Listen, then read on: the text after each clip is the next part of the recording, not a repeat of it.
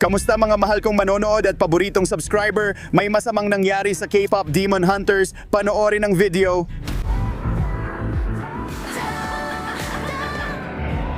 Totoong Huntrix na eroplano ito na lumilipad kahit saan. Panoorin ninyo kung ano ang mangyayari.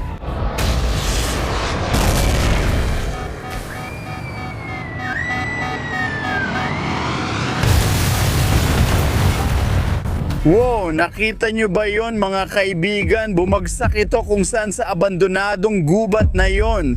Kaya daan-daang K-pop ng mga ngaso ng demonyo ang nasa panganib o baka patay na sila.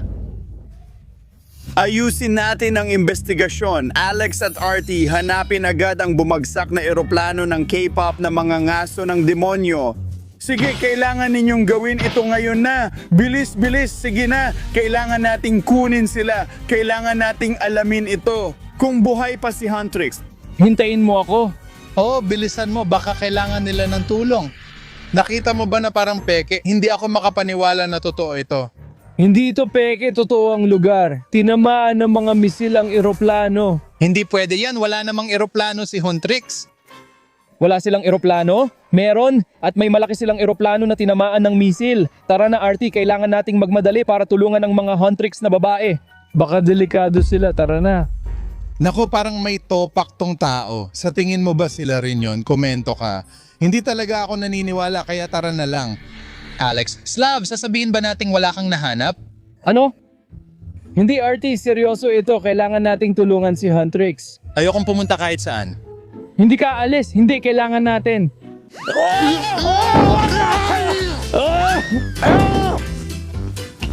Ay RT, ang tanga mo talaga. Tanga ba ako? Peke lang lahat to. Gusto mo lang hanapin ang peking eroplano kasama si Huntrix? Tumayo ka na, kailangan nating magmadali.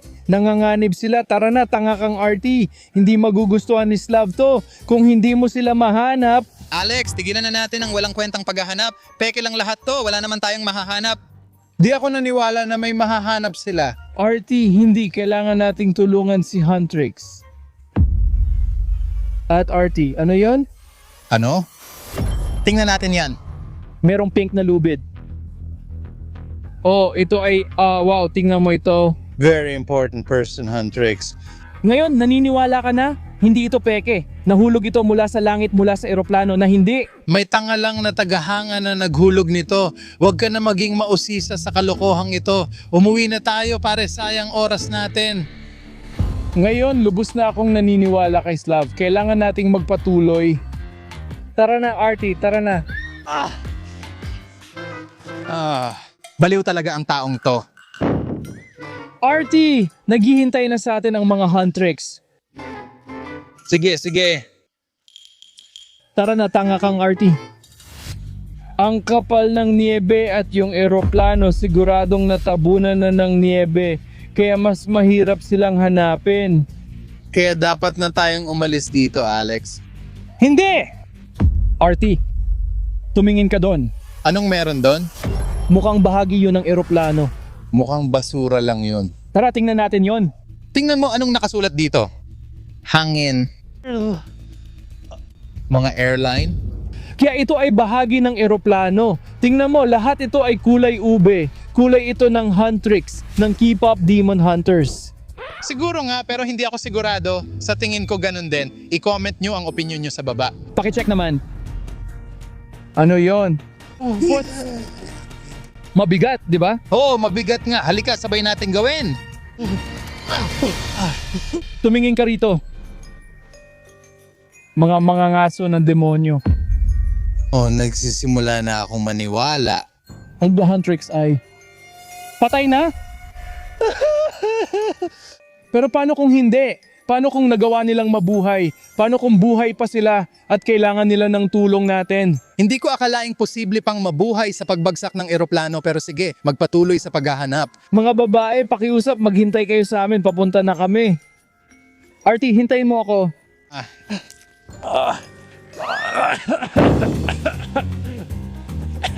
Bilisan mo. Oo, siguradong may iba pang piraso ng eroplano na nakakalat dito. Maghanap ka ng mga palatandaan. Tama na reklamo, may nahanap ako, halika. Talaga? Oo. Tingnan mo. It's Huntrix. Ano ito, Alex? Ito ba? Diyos ko, natutupad na ang pangarap ko. RT, hindi mo ba alam kung ano ito? Hindi, ano ba ito? Ito ay 100% tunay, ang pinakasikat at tanyag na Huntrix fan stick. Pwede mo itong iwagayway sa mga konsyerto. Oo, ganito rin ang iwiniwagayway nila bago bumagsak ang eroplano, humihingi ng tulong. Tama na at ibibigay mo na sa akin, baka naghihintay sila ng tulong kaya kailangan natin silang hanapin ngayon. Hindi pwede pare, huli na. Hindi pa huli, Huntrix parating na kami. Uy, Alex, Oo. kita mo ba yung natumbang puno? Oh, At isa pa, aha. ngayon nakikita ko na ang larawan doon. Doon bumagsak ang eroplano. Tama ka, siguro yun ang lugar ng pagbagsak ng eroplano ng Huntrix. Huwag ka nang umiyak, baka makatulong pa tayo. Oo, tama ka, tama ka. Tara na, sundan natin ang puno pataas at tingnan natin kung anong meron doon. Ay, magandang ideya, magandang ideya. Sumunod kayo sa amin. Cameraman, tara na mga pare, tara na. Wow, ang astig ng mga galaw mo, RT. Kita ko ng malinaw ang ilang lilang piraso. Sabi mo, lila? Oo. Kung ito ay lila, dapat konektado ito sa K-pop Demon Hunters. Alamin natin, Alex, tara na. Wow, Wow! Pero pakpak ba ito? Huntrix, tingnan mo yung mga mancha, puro kalawang at may mga bakas ng sunog. Kaya lahat ng mga palatandaang ito, ibig sabihin may nangyari habang lumilipad, baka sumabog o kaya nagkaroon ng problema sa kuryente at nasunog nung bumagsak. Anong palagay mo? Halata naman pare, napanood mo ba yung video? Pinakita sa atin ni staff na may umatake sa e-plane? Sino ang gumawa nun? Mga lalaki ni Saja? Ano itong mga tanga na lalaki? Hindi, tanungin natin ang mga tropa, isulat nyo sa mga komento kung ano ang nangyari kay Huntrix sa eroplano. Alex, tingnan mo, may butas sa niebe. Dapat nating alamin ang nandoon. Ang nakita ko lang ay butas mo. Nahanap ko na. Tingnan nyo mga pare, sabi ko na nga ba may kinalaman ng Saja Boys sa pagbagsak ng eroplano. Ito ay isang Saja Boys na light stick katulad ng sa inyo. Pero ang Saja Boys, Sadya boys, ibig sabihin tama ka. Inatake nila ang eroplano ni Huntrix. Sobrang galit ako sa kanila. Pinakamasama talaga ang Sadya boys. Alex, wala nang saysay kung galit ka man sa kanila o hindi. Bumagsak ang eroplano ni Huntrix at wala na sila. Hindi pa, wala pa tayong nakikitang ebidensya na patay na talaga sina Huntrix. Baka buhay pa sila at kailangan nila ng tulong natin. Kaya RT, bitawan mo na. Tapos na ako sa taong to. Sinasayang lang nito ang oras natin. Bitawan mo, sabi ko. Wala na tayong ibang option. Dito tayo dumaan. Oo, gumalaw ka. Lumipat ka dito. Katawan. Nakatama ba yun sa puwet ko? Hindi, umalis ka. Tama na, hanapin na natin si Huntrix. RT, tingnan mo mga upuan nito, upuan ng eroplano. Mukhang hinugot ito mula sa eroplano. Oo, astig yan Alex. Sigurado ka bang galing yan sa eroplano ni Huntrix? Sa tingin mo ba marami nang bumagsak na eroplano dito sa gubat? At saka nga pala, tingnan mo ano to. Tingnan natin, ano yan? Oh, tingnan mo RT, ito ang upuan ni Zoe. Kaya sa ganung paraan, ito ang upuan ni Mira. Mga pare, alam nyo ba na may gusto si Slav kay Mira? Talaga? Oh, sabi niya siya daw ang pinakagusto niya. Sige, pero masama yon. Masama talaga, pero wala na siya. Oo. Hindi, at si Rumi talaga ang pinaka-paborito ko. Siya ang paborito ko. Sobrang crush ko siya. Wala na rin siya.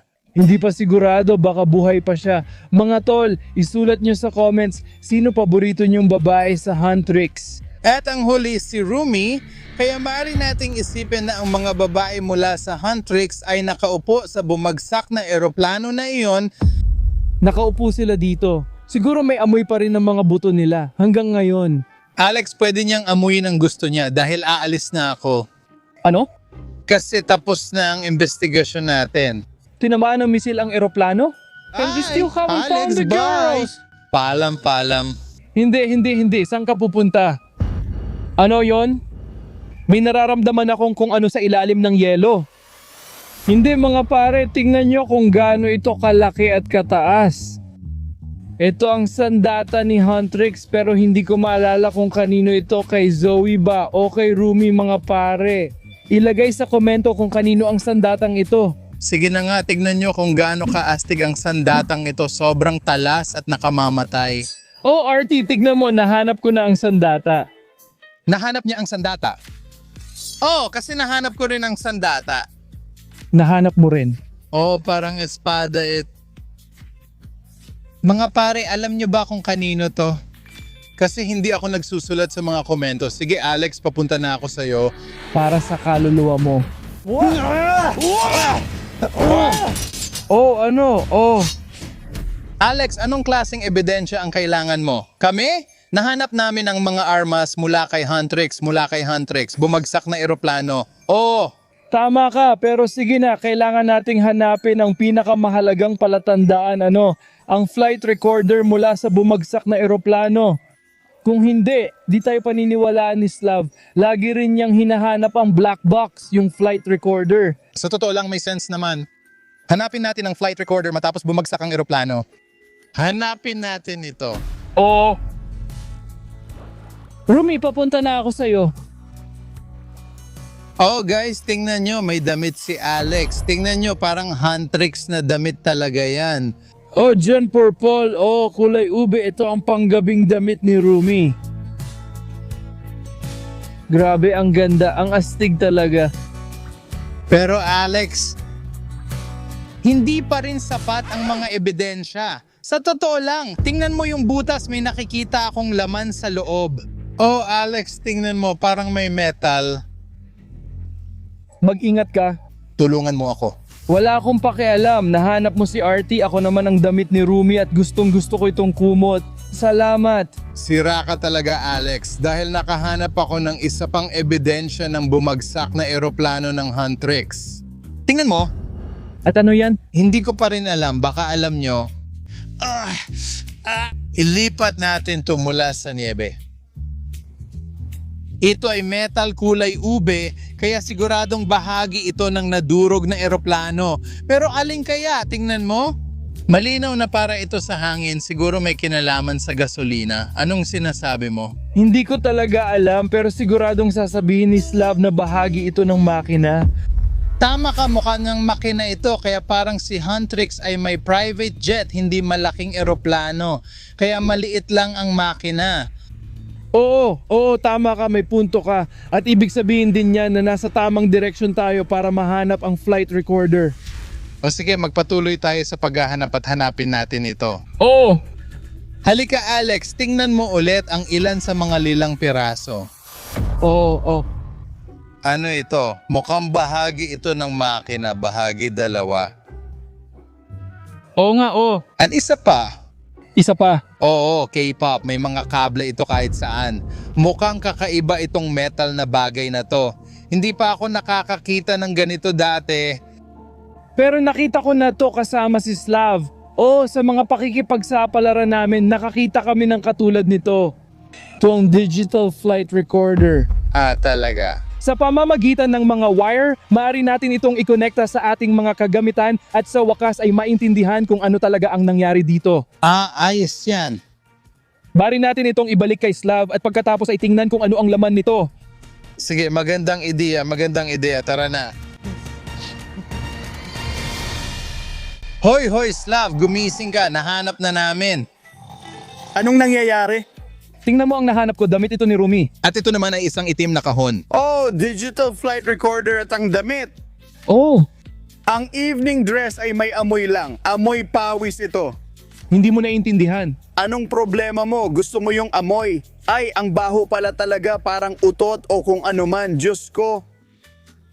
Digital flight recorder ito. Oo, mukhang ganito nga. Magaling, ayos. Nagre-record lang ng audio ang digital flight recorder kaya walang larawan dahil ganun talaga ang gamit nito. Maririnig natin ang pinag-uusapan ni Huntrix bago bumagsak ang eroplano kaya silipin natin ang laman ng black box ng eroplano ng K-pop demon na si Huntrix. Kaya mga guys, mahirap talaga dahil sira ang mga wiring. Pero naikabit ko na lahat at ngayon nakikita na ng phone ko ang K-pop. Black box ng eroplano para mapatugtog natin ang huling audio na na-record sa digital plane recorder na yon. Handa ka na bang ibunyag ang totoo tungkol sa pagsunod sa K-pop plane? Baliw talaga ako laging handa para sa'yo. Alam ko na ang katotohanan, walang nakaligtas. Siguro tama ka, RT, pero kahit ganon panahon na para ilantad ang lahat ng sikreto. I-play na natin ang huling recording. Nako, grabe mga girls, parang perpektong jet ito at perpektong flight talaga. Sige, mukhang normal naman ang kalagayan ng eroplano. Oo. Pero boses ito ng babae, di ba? Oh, naririnig ko si Rumi. Oo, narinig ko rin siya. Sige, patuloy tayong makinig. Oo, pero gusto ko talagang pumunta sa banyo as in sobrang kailangan na, as in number 2. Teka, ano? May isang nagpasya pumunta sa banyo. Ano? Alam ko, sige, tuloy lang tayo sa pakikinig. Ay nako, Ito ba ang Rumi mo? Yan si Rumi. Siguradong sigurado, paikot-ikutin natin ng kaunti. Sige, kasi hindi natin dapat pakinggan ang mga bagay na galing sa kubeta. Sige. Rumi, lumabas ka na. Ngayon na, may mga misil mula sa radar. Na-detect ng radar ang mga misil. Oo, tama ang video. Oo, may umatake sa kanila. May ebidensya ka ba? Sino ang gumawa nun? Oo nga. Nakuha na natin, Saja Boys ang may gawa. Ang Saja Boys ang umatake sa eroplano ng Huntrix, di ba? 100%. Ipinakawala nila ang mga misil sa kanila. Sige. Ano ang mangyayari pagkatapos? Kailangan nating lumikas, kailangan nating umalis. Ngayon na, halika na. Hindi pwede. Hindi pwede na ang mga missile talagang tinamaan ang eroplano.